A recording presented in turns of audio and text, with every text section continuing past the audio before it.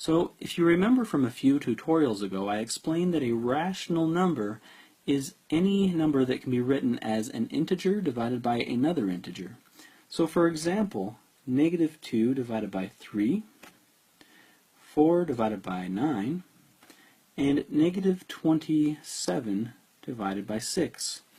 All of these numbers are one integer divided by another integer, so therefore they are all rational numbers.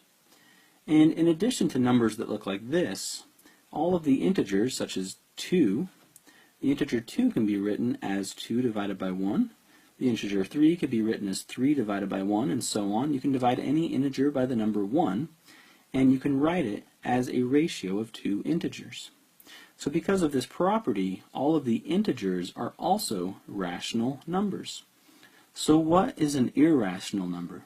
Well, an irrational number is all the numbers in the real number system that cannot be written as a ratio of two integers. So those types of numbers are numbers such as the square root of 2, the square root of 5, and the square root of 7. Also, the number pi is an irrational number. So none of these numbers can be written as a ratio of two integers, therefore they are irrational. So what about something like the square root of 4? Well, the square root of 4 kind of looks like the numbers I've written here, but the difference is the square root of 4 can be written as the number 2, and since 2 can be written as a ratio of two integers, the square root of 4 is actually a rational number. So that's the difference between rational and irrational numbers.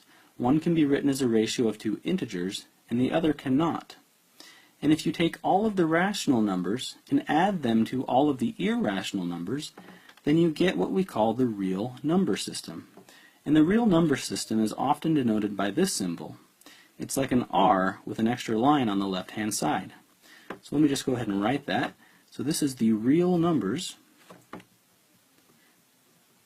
And you might see this in your courses that you're taking, the real number system.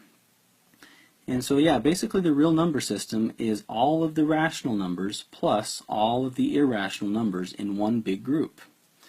So anyway, this video explained the difference between rational, irrational numbers, and the combination of all these numbers together go into one group that we call the real numbers.